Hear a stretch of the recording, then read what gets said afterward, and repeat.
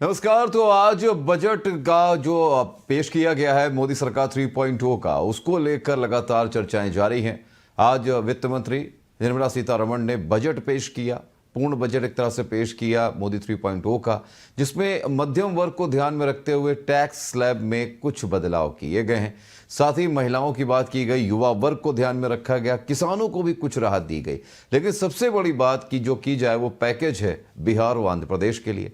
लेकिन यहाँ पर बात अगर हम करें मध्यम वर्ग को, तो मध्यम वर्ग को क्या फायदा हुआ है, टैक्स स्लैब किस तरीके से चेंज किया गया है, क्या उनको फायदा मिलने वाला, उस पर हम चर्चा करेंगे।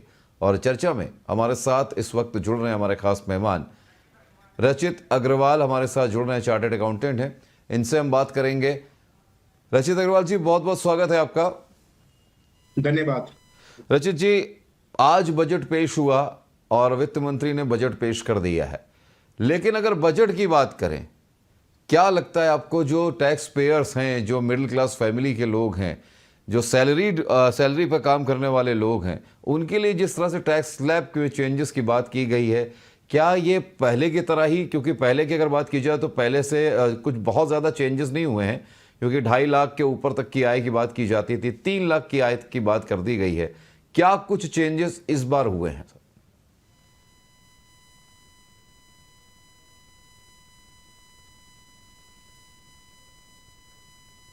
रचित जी, आपको आवाज मिल रही है?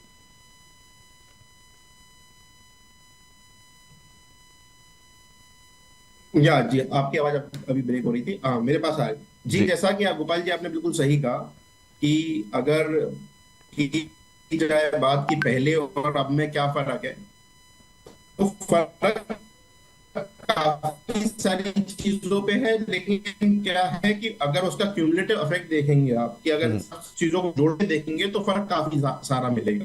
तो हम किसी भी चीज को एक पहलू पे नहीं देख सकते। हम्म।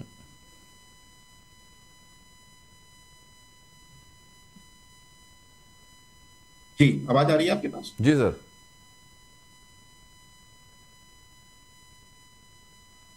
जी। तो अगर हम सभी चीजों को जोड़ें साथ में, तो ये कोई एक चीज का असर नहीं है। अगर मध्यम वर्गीय बात करूं, तो स्लैब के जो बेनिफिट है वो तो है ही है। और जैसा कि हमारी मैडम निर्मला सीतारमण जी ने बताया कि भाई आपका 17,500 रुपए का बेनिफिट लगभग हम्म। जो सैलरी वर्क है उसको मिलेगा टैक्स स्लैब चेंज करने के से। उसके अतिरिक्त जो बदलाव है वो भी काफी सराहनीय बदलाव है, जिसमें कि एक बहुत सराहनीय बदलाव है लॉन्ग टर्म कैपिटल गेन जो प्रॉपर्टी से होता है, उस पे जो 12.5% का टैक्स रेट कर दिया गया है, वो एक बहुत बड़ा बदलाव नजर आ रहा है। क्योंकि आने वाले समय में आप देखेंगे, आज की डेट में सबसे बड़ा इससे फोकस ये नजर आता है सरकार का, कि जो टैक्स चोरी प्रॉपर्टी को बेचने से हुआ करती थी, सरकार उसको खत्म करना चाहती है। और 12.5% एक ऐसा टैक्स रेट है हम्म। जिसमें हमें बेनिफिट इंडेक्सेशन का भी मिलता है। तो बहुत कम टैक्स में आप अब अपनी प्रॉपर्टी को बेच के उसको मैनेज कर सकते हैं। तो आज की डेट में उस 7.5% से जो टैक्स रेट प्रॉपर्टी के सेल पे या ऐसे अन्य एसेट जो अभी तक लॉन्ग टर्म कैपिटल गेन पे 20 और परसेंट टैक्स लगता था या 30% टैक्स लगता था, वो अपने लिए आज 12.5% पे आ गए हैं। जो मध्यम वर्ग के लिए बहुत फर्क करेगा, क्योंकि मध्यम वर्ग में क्या होता है, उन्होंने 2 प्रॉपर्टी बेची या 1 प्रॉपर्टी बेची, हम्म। तो भी उनपे बहुत टैक्स का भार पड़ता था। इसके अलावा जो टैक्स में स्टैंडर्ड डिडक्शन है 50,000 से 75,000 होने वाली, जी। वो सैलरीड वर्ग को बहुत फायदा करेगी। क्योंकि हम्म। सैलरीड वर्ग की आय में, मध्यम वर्ग की आय में 25,000 रुपए बहुत महत्वपूर्ण हो जाते हैं। अब 25,000 रुपए वहां कम हो गए, 1 लाख रुपए का आपने स्लैब का एडजस्टमेंट कर दिया, 6 से 7 कर दिया, हम्म। तो वो जो बेनिफिट है लगभग 1.25 लाख रुपए पे हो गया। और 1.25 लाख रुपए लगभग 10-12 हजार रुपए महीने की आय हो गई। तो अगर अगर इन पहलुओं से देखा जाए, तो सरकार के ये कदम बड़े सराहनीय नजर आते हैं मध्यम वर्गीय और छोटे वर्ग के हिसाब से। तो लेकिन जबकि ऐसे उन्हें में टैक्स रचित जी, रेट जो रचित जी और ऐसे बेनिफिट, में। अगर मैं कहूं, जो जी। उन्हें एक और मध्यम वर्ग को बेनिफिट दिया है, वो दिया है 1.25 लाख रुपए का उनने कर दिया है। जो लॉन्ग टर्म कैपिटल गेन हुआ करता था 1 लाख की जगह, हम्म। टैक्स रेट बढ़ाया है, 10 से 12.5% किया है शेयर की ट्रेडिंग पे। लेकिन उनने बड़े लोगों पे टैक्स करने की सोच के साथ, कि जैसे कि जो बड़ा इसमें व्यापारी है जो आज कैपिटल गेन में ही डील कर रहा हम्म। है, उन पे टैक्स का भार बढ़ा दें। हम्म। और जिन जो मध्यम वर्गीय और छोटे वर्गीय टैक्स पेयर्स हैं, उन पे उस 1 लाख की लिमिट को 1.25 लाख कर दिया गया, जिससे कि 25,000 रुपए की अतिरिक्त आय वहां लॉन्ग टर्म कैपिटल गेन से बचती है। हाँ, उसके अतिरिक्त आपको अगर आपका गेन होता है तो आपको 12.5% फिर भी देना पड़ेगा। ले, तो ये कुछ जो पहलू हैं ये बड़े सराहनीय पहलू माने जा सकते हैं। लेकिन एक चीज ये भी तो मानेंगे आप ना रचित जी कि इसका जो लाभ जो है, जो नया टैक्स रिजीम का स्लैब जो है वो चुनने वालों को मिलेगा ना, पुराने वालों को तो फायदा नहीं होगा। जी बिल्कुल, आपका बिल्कुल अनुराग जी इसमें बिल्कुल सही कहना है। मैं 1.5 साल पहले सीबीडीटी की मीटिंग में था, तो वहां पे सरकार की जो इंटेंशन है वो आपकी फाइलिंग के बेसिस पे निर्भर कर रही है। जो इनकम टैक्स के पास जो अभी डेटा आ रहा है, जो सीबीडीटी के पास डेटा है, उसमें अभी तक देखा क्या जाता है कि पुराने टैक्स स्लैब में बहुत सारी चीजें आपको वेरीफाई करनी पड़ती थी। जैसे कि आपको घर का भत्ता, एचआरए हो गया, ऐसी बहुत सारी चीजें आप डालते थे जिसका वेरिफिकेशन कर पाना सरकार के लिए भी पॉसिबल नहीं हुआ करता था। और सरकार को ये लगता था भाई अंत में हमारे पास जो टैक्स आ रहा है वो तो इतना ही आ रहा है। तो उनने न्यू रिजीम लाने का पर्पज ये है कि आने वाले समय में ओल्ड रिजीम को खत्म करना चाहते हैं, क्योंकि उसमें आपको भी वेरिफिकेशन कराना पड़ता है, जिसमें बहुत सारी जगह पे नोटिस भी हमने ओल्ड रिजीम वालों को देखे थे कि वहां वेरिफिकेशन इस चीज का कैसे हो कि हाउस का आपने, घर का किराया आपने इतना दिया है कि नहीं दिया है। ऐसी बहुत सारी चीजें थी जहां पे आप अलाउंसेस लेते थे। तो उन्होंने उस टैक्स रेट को जस्टिफाई कर दिया, उनने एवरेज टैक्स रेट निकाला जितना पैसा आया करता था और उसके हिसाब से नई रिजीम कर दी। तो अगर आप देखें तो अगर आपके पास हाउसिंग लोन नहीं है और आप अगर बाकी सारी बेनिफिट्स ले रहे हो, 1.5 लाख का ये एटीसी वगैरह वाला, तो आपको बेनिफिट नेट ऑफ उतना ही हो रहा है। और उन्हें जो एनपीएस वाला बेनिफिट है वो आपको न्यू रिजीम में भी दे दिया। तो आपका जो अब एक बेनिफिट बचा बस वो 1.5 लाख रुपए वाला एटीसी जो आपको डिडक्शन मिलती थी वो नहीं मिल रही है। तो स्टैंडर्ड डिडक्शन आपको मिल ही रहा है। तो मेरे हिसाब से नई रिजीम जो है काफी लोगों को बेनिफिशियल इसलिए भी है कि अब आप पे कोई बंदिश नहीं है कि आपको पैसा जो है किसी पर्टिकुलर सेविंग्स में ही डालना है। अब आप किसी भी चीज में डाल सकते हो। तो टैक्स पे फोकस ना करके सरकार का फोकस कमाई पे चला गया है कि आप कमाइए और टैक्स दीजिए। तो इसमें गलत नहीं है और बेसिकली ये सिंप्लीफाइड टैक्स स्ट्रक्चर हो गया। मतलब अगर आप कहें तो पहले जो टेक्निकल टैक्स स्ट्रक्चर था हमें खुद को समझने में इतना होता था कि भाई कौन सी फील्ड में जाके कौन सा डिडक्शन मतलब मिलेगा। कुल मिलाकर रचित जी ये मान लिया जाए कि जो पुराना स्लैब लेकर जो लोग चल रहे हैं उनको ये नए टैक्स स्लैब की ओर रुझान उनका करने के लिए, यानी इसके प्रति इंटरेस्ट बढ़ाने के लिए कहीं ना कहीं ये चीज की गई। बिल्कुल निश्चित तौर पे, क्योंकि जो सरकार की इंटेंशन है वो बड़ी क्लियर है। वो सीधा सीधा टैक्स रेट चाहते हैं। वो चाहते हैं कि अगर आपका टैक्स बन रहा है, आप जैसे सैलरीड एम्प्लॉय हो, आप अपने सिस्टम पे बैठिए और अपना रिटर्न खुद फाइल कर दीजिए। ज्यादा कोई दिमाग लगाने की जरूरत उसमें पड़ेगी नहीं आपको। लेकिन एक चीज बताइए, ये तो वार्षिक एनुअल जो इनकम होती है 3 लाख उसकी बात हो गई। बहुत सारे ऐसे लोग हैं जिनकी सैलरी उतनी भी नहीं है, यानी 3 लाख, लेकिन कुछ लोग ऐसे जिनकी मुश्किल से 1 लाख रुपए भी होगी। बहुत सारे ऐसे गरीब तबके के लोग हैं, उनके लिए सरकार ने क्या कुछ इसमें चेंजेस किए हैं, क्या कुछ फायदा सरकार उनको देने वाली है? देखिए, इसमें अगर आप कहें कि जिसकी सैलरी कम है, जिसकी इनकम कम है, उसको तो पहले भी टैक्स नहीं लगता था, आज भी नहीं लग रहा है। तो उनपे कोई बदलाव वैसे भी कोई फर्क नहीं पड़ने वाला। लेकिन एक जो ईपीएफओ में उन्होंने चेंज किया है वो उनके लिए बेनिफिशियल हो सकता है कि अगर कोई आदमी नया नया एम्प्लॉय अगर ईपीएफओ में रजिस्टर हो रहा है, तो सरकार ने वहां पे रोजगार को देखते हुए ईपीएफओ सपोर्ट के लिए काम किया है कि अगर कोई नई फैक्ट्री लगा रहा है, नया सेटअप कर रहा है और पहले महीने की फर्स्ट टाइम उसकी वेजेस आ रही, तो 1 महीने की वेज जो है वो सरकार उसको दे रही है अपनी तरफ से ईपीएफओ में। तो इस टाइप के बेनिफिट जो है वो आपको मतलब सपोर्ट कर रहे हैं जो रोजगार की तरफ। और वो एम्प्लॉयर्स को भी बेनिफिट करेंगे कि एम्प्लॉयर्स ही मोटिवेट होंगे कि ज्यादा से ज्यादा एम्प्लॉयमेंट लाएं। इसके साथ साथ एक बड़ा बदलाव उस वर्ग के लिए जो शिक्षित तो होता है लेकिन उनके पास वो हुनर नहीं होता, स्किल नहीं होता, तो उनके लिए एक बहुत बड़ा बदलाव ये इंटर्नशिप वाला प्रोग्राम जो है ये बहुत फायदा करेगा।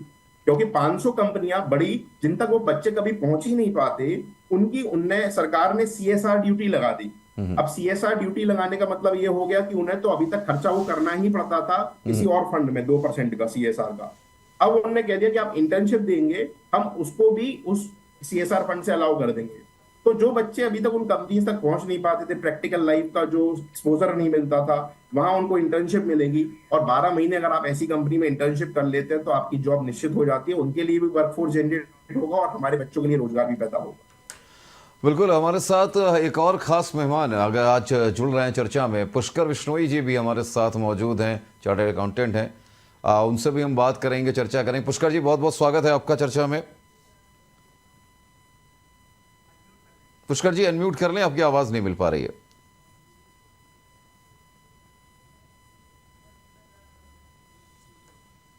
हेलो जी पुष्कर जी। जी नमस्कार। जी नमस्कार सर, बहुत बहुत स्वागत है आपका।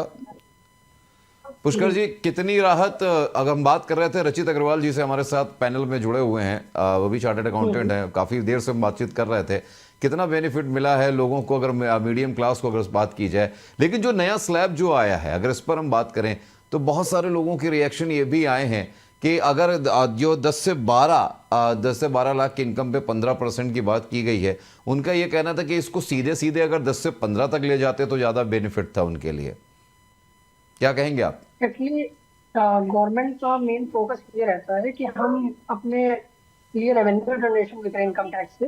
तो अगर गवर्नमेंट इसको बढ़ाती तो उनका कहीं ना कहीं रेवेन्यू जनरेशन कम होता। तो इसलिए गवर्नमेंट ने उसको सब्सिडाइज करने के लिए, देखिए सबकी इनकम 10 से 12 लाख तो होती नहीं, तो गवर्नमेंट ऐसा इफेक्ट लेके आई है कि उसकी इनकम कम हो बट उसका बेनिफिट जो है सबको हो जाए। इसलिए उन्होंने स्टार्ट का जो स्लैब है उस पर चेंज किया है, अपर स्लैब पे चेंज नहीं किया। जी। क्योंकि अगर आप बजट को ढंग से पढ़ेंगे तो जो उन्होंने डेटा दिया है उसके अकॉर्डिंग, जो जो उनका डेटा है उसके अकॉर्डिंग अगर आप देखेंगे कि 10 लाख से कम आय के 86% लोग टैक्स भरते हैं। तो अगर 86% रिटर्न हमारे 10 लाख से कम आय के सैलरी की बात कर रहा हूँ उसमें जाते हैं, तो हम फिर अगर बढ़ोतरी ऊपर की ओर करते हैं तो उसका बेनिफिट हमारे जो मेजॉरिटी टैक्स पेयर उनको नहीं जाता। इस वजह से गवर्नमेंट ने ये 10 से 12 का ना करके उसको इनिशियल की लिमिट पे बिक दिया। अच्छा, पेंशन की अगर बात की जाए, जो पेंशनर्स हैं, बहुत सारे पेंशनर्स हैं, उनको क्या फायदा होगा? क्योंकि फैमिली पेंशन की अगर बात की जाए उसमें भी कटौती की सीमा को बढ़ाया गया है। हाँ। उससे कितना बेनिफिट मिलने वाला है? फैमिली पेंशन के लिए गवर्नमेंट ने बढ़ाया। गवर्नमेंट पिछली बार भी जो उनके डिपॉजिट थे उनके रेट के लिए टीटीबी का प्रोविजन लेके आई थी, और अब की पेंशन की लिमिट भी बढ़ाई गई है। तो गवर्नमेंट का फोकस ओवरऑल बैलेंस, हर समाज को थोड़ा थोड़ा बैलेंस करने पे रहा है। तो इस हिसाब से जो पेंशन का प्रोविजन बढ़ाया गया है वो भी बजट को अच्छा रचित जी, बात आपसे फिर एक सवाल पूछ लेता हूं। जब बात आम जनमानस की हो रही है, और आज जैसा भी आपने कहा कि जो युवा वर्ग है उनको कहीं ना कहीं नौकरियां देने के लिए और उनको प्रेरित करने के लिए बहुत सारी चीज़ें की जा रही हैं, नौकरियों के ऑफर भी दी जा रहे हैं, रोजगार के लिए 1.48 लाख करोड़ रुपए खर्च किए जा रहे हैं। ऐसे में अगर हम बात करें तो जो MSME की इकाइयाँ हैं, ख़ासतौर से जो माइक्रो इकाइयाँ हैं, उसमें जो लोग काम कर रहे हैं उनके लिए कितना बड़ा बेनिफिशियल इसमें होने वाला है? देखिए अनुराग जी, उसमें तो बहुत ही बड़ा बेनिफिट होने वाला है, क्योंकि सरकार ने 2 बड़े प्रोविजंस आज अनाउंस करे हैं, जो प्रपोज किए हैं। उनमें एक सबसे बड़ा तो है कि मुद्रा लोन की लिमिट उनने 10 लाख की जगह 20 लाख रुपए कर दी है। आज भी हम जानते हैं कि भारत में बहुत सारी इकाइयां सिर्फ मुद्रा लोन के दम पे खड़ी हुई हैं, और वो अगर नहीं आया होता तो आज हम जितना व्यापार छोटे और मध्यम वर्गीय लोग पे देख पा रहे हैं वो कई लोग खड़े भी नहीं हो पाते। तो एक तो ये स्टेप जो है काफी प्रेरित करेगा बाकी सारे जो छोटे मझले व्यापारी हैं उनको भी। और एक जो और बड़ा बहुत महत्वपूर्ण बदलाव है, सिंगल लाइन में दिया गया है, जिसमें SMA खाते जो होते हैं, जब स्ट्रेस में आते हैं खाते, उन खाते के लिए उनने एक जो ऑप्शन दिया है कि ड्यूरिंग स्ट्रेस, अगर स्ट्रेस का रीजन जानबूझ के नहीं है, कोई ऐसा रीजन नहीं है जिसमें उनकी गलती है, सिचुएशन मार्केट की ऐसी है या कोई ऐसी रीजन है, तो वहां पे SMA का भी सपोर्ट उन्होंने दिया है कि बैंक उसके लिए भी फाइनेंशियल असिस्टेंस देगा। तो ये दोनों चीजें जो है निश्चित तौर पे छोटे और मध्यम वर्गीय लोगों को काफी फायदा करेंगी, उन व्यापारों को बढ़ाएंगी। क्योंकि जो आज हमें चाहिए कि भाई उन व्यापारों पे सीधा सपोर्ट फाइनेंशियल तरीके से ही किया जा सकता था, और वो फाइनेंशियल सपोर्ट दिया गया। लेकिन अगर एंटरप्रेन्योरशिप की बात की जाए, तो एंटरप्रेन्योरशिप के लिए बात करते हैं, तो उसके लिए सरकार ने बहुत बड़ा कदम एक उठाया है। देखा जाए तो जो एंजल के नाम से जो कर होता है उसको ख़त्म किया है। कितना बड़ा राहत देने वाला है ये एंटरप्रेन्योरशिप जो करते हैं लोग, जो एंटरप्रेन्योर्स हैं उनके लिए? देखिए ये इतना बड़ा बेनिफिट है। आप समझिए सरकार का मकसद बड़ा साफ है, हम 2047 तक विकसित इकोनॉमी की तरफ जाना चाहते हैं। उसके लिए सबसे महत्वपूर्ण होता है इंफ्रास्ट्रक्चर जी। तो आप देखें लगातार पिछले 2-3 बजट से तीसरा बजट, मतलब तो तीसरे टर्म में आप ये देख रहे हैं कि लगातार हर बजट में बात इंफ्रास्ट्रक्चर की जरूर हो रही है, क्योंकि पावर और इंफ्रास्ट्रक्चर के बिना कोई भी देश विकसित नहीं हो सकता। इसके साथ साथ जरूरी है इंडस्ट्रीज को अट्रैक्ट करना। अगर आप इंफ्रास्ट्रक्चर कर लेते हैं, इंडस्ट्रीज अपने यहाँ नहीं आती हैं, तो आप कभी भी विकसित नहीं हो सकते।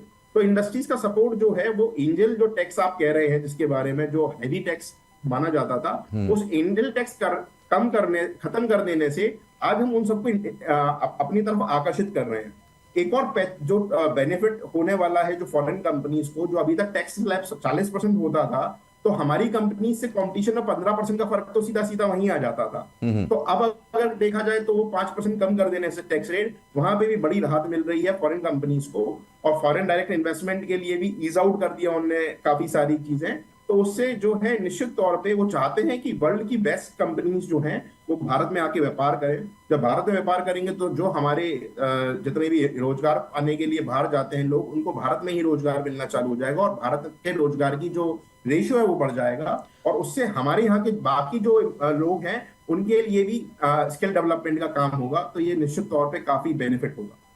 लेकिन एक्सपोर्ट की अगर बात करें, एक्सपोर्ट तो इस वक्त हमारा घटा हुआ है काफ़ी। देखा जाए कोशिशें तो सरकार बहुत कर रही है, एंजल टैक्स भी हटा दिया है, बाहर के निवेश लाने की बात करी, लेकिन एक्सपोर्ट जो है वो उस कदर नहीं हो पा रहा। रोजगार को अगर ज़मीनी स्तर पे देखें, जो रोजगार की बात करते हैं, व्यापारी वर्ग जो है वो कहीं ना कहीं परेशान है, उसका व्यापार नहीं चल पा रहा, दुकानदार खाली बैठा हुआ है, सारा काम तो डिजिटल पे चल रहा है।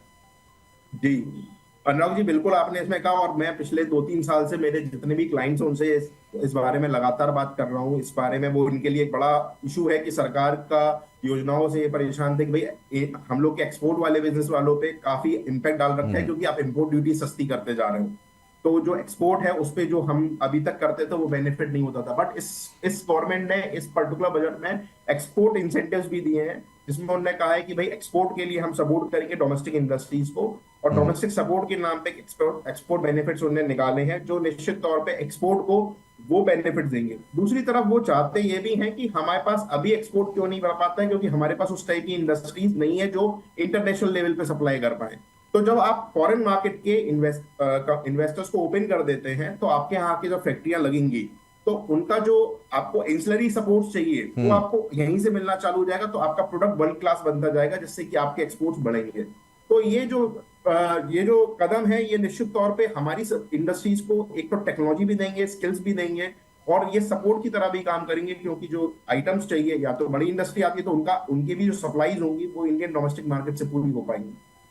पुष्कर जी, आपके पास चलते हैं, आपसे सवाल सीधा पूछूंगा सर। इस बार जो बात की जाती है सीमा शुल्क, कस्टम ड्यूटी, उस पर भी बहुत बड़ी राहत दी गई है। सोने चांदी जो थे उसको लेकर ज़्यादातर महिलाएं परेशान रहती हैं। कस्टम ड्यूटी जो है उसको कहीं ना कहीं घटाकर 6% किया गया है। कितना बड़ा आप देखते हैं कि ये कदम हो सकता है? देखिए, गोल्ड का रेट हम देखें तो पिछले काफी टाइम से गोल्ड का रेट लगातार बढ़ता लग जा रहा था। गवर्नमेंट ने इस बार अपने बजट में जो गोल्ड के ऊपर ड्यूटी थी सीधे 15% से घटा के 6% की। तो इसका अगर आप मार्केट में फीडबैक देखें तो आप टाइटन का शेयर देखें इस समय कितना हाई पे है।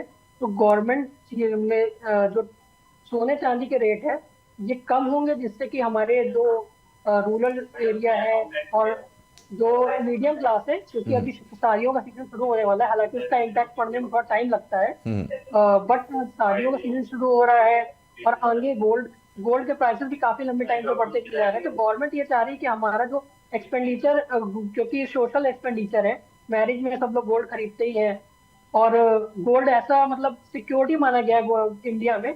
इंडिया में हर आदमी कहीं भी इन्वेस्ट करता है या कुछ करता है, सबसे पहले सोचता है कि अपने एक धन बना के रखें जो हमें आगे काम आएगा, तो गोल्ड के रूप में इन्वेस्टमेंट जरूर करता है। गोल्ड के रेट थोड़े कंट्रोल करने से मीडियम क्लास पे थोड़ा इफेक्ट पड़ेगा, क्योंकि हर आदमी के जो गोल्ड था वो मीडियम क्लास के हाथ से बाहर चला जा रहा था। उसको गवर्नमेंट थोड़ा रोकना चाहती है कि मीडियम क्लास ये जो गोल्ड है ये मतलब इसको मीडियम क्लास के हाथ से बाहर ना जा पाए। अच्छा, जीडीपी की बात जो कर रही है सरकार, कह रही है कि महंगाई को तो हमने कंट्रोल कर रखा है, महंगाई इतनी नहीं है।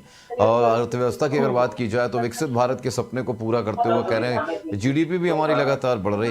आप किस नजरिए से देख रहे हैं, अगर सच्चाई अगर बात कहें?